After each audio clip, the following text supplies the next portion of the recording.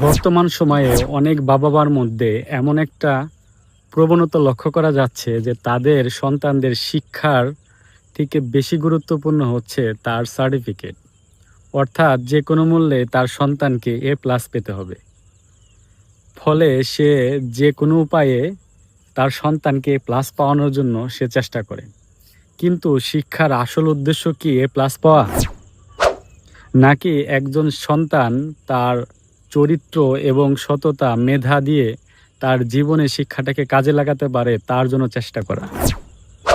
কিন্তু বেশিরভাগ মা-বাবা সেদিকে লক্ষ্য না করে শুধুমাত্র সন্তানকে যেকোনো মূল্যে ক্লাসে ফার্স্ট হতে হবে বা A+ পেতে হবে এই চিন্তায় বিভোর থাকে।